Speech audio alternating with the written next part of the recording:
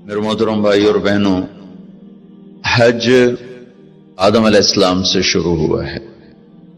عبادات میں کوئی اجتہاد اور عقل نہیں، جیسے اللہ نے کہا ہے ویسے کرنا ہے۔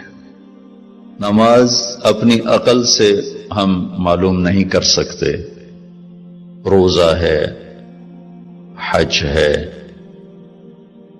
عبادات میں جیسے آسمان والے نے بتایا اور جیسے جناب رسول اللہ صلی اللہ علیہ وسلم نے کر کے دکھلایا، بس ہم نے وہ کرنا ہے۔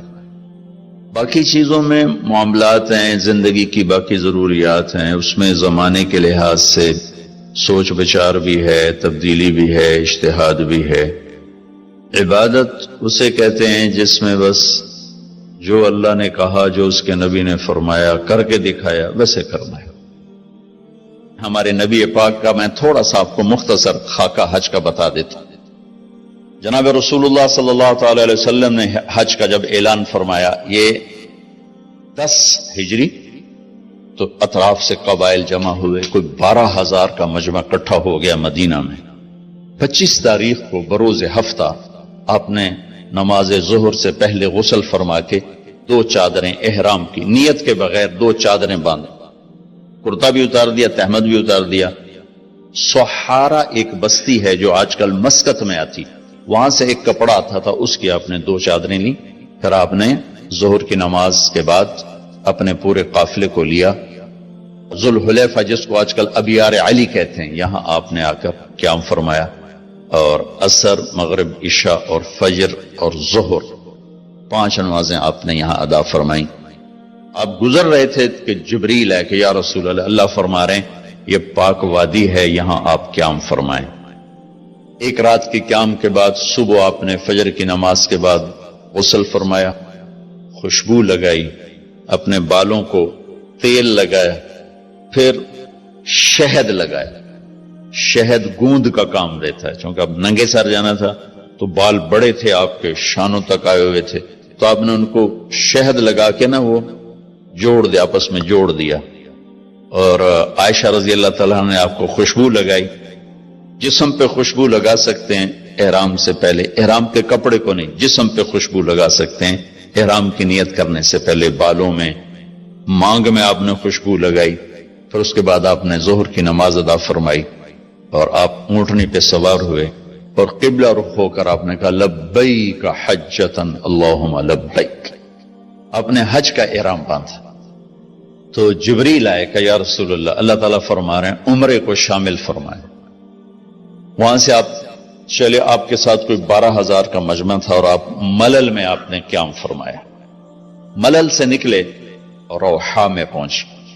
روحا میں کنواں ہے، وہاں 70 نبیوں نے قیام کیا ہے حج کے دوران، حج پر جاتے اور آتے ہوئے۔ وہاں آپ نے بھی قیام فرمایا، رات بھی ٹھہرے۔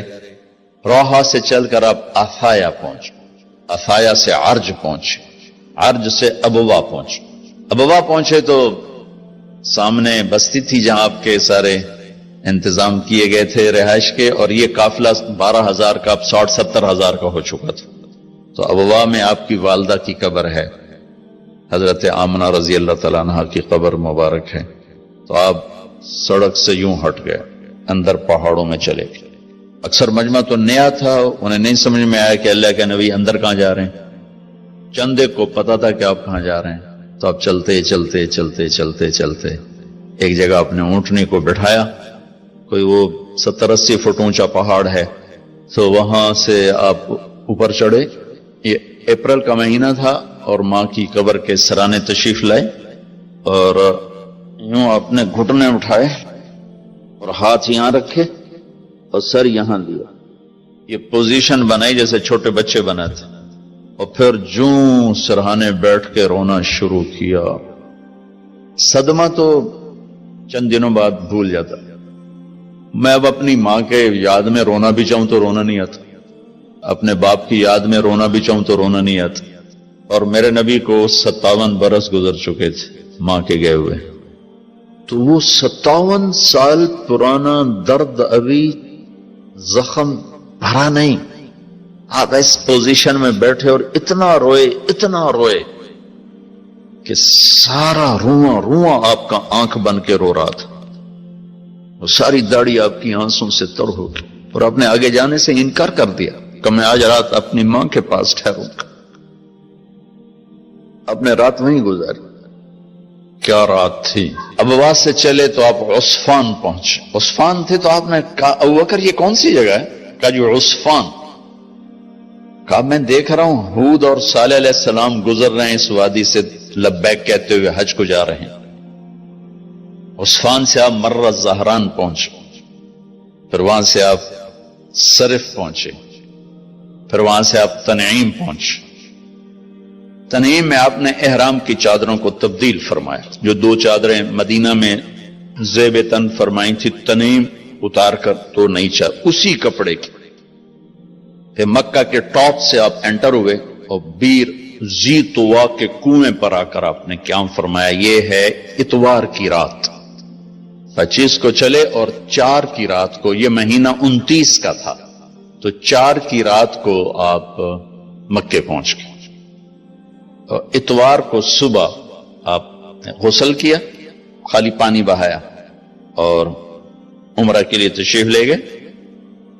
صفا مروہ کی طرف سے آپ پہنچے، باب و بنی شیبہ کے سامنے آپ نے اونٹنی کو بٹھایا تو بنو ہاشم خاندان کے بچے آ گئے، ان سب کو ملے، کئیوں کو اونٹنی پہ بٹھا لیا، کئیوں کو پیار کیا، گلے لگایا، پھر ان سب سے ہو کر باب و بنی شیبہ، یہ باب و بنی عبد مناف تھا، آپ کے خاندان کا دروازہ تھا، اس سے آپ انٹر ہوئے، اور جب آپ فارغ ہوئے تو باب و بنی مخزوم سے آپ باہر نکلے۔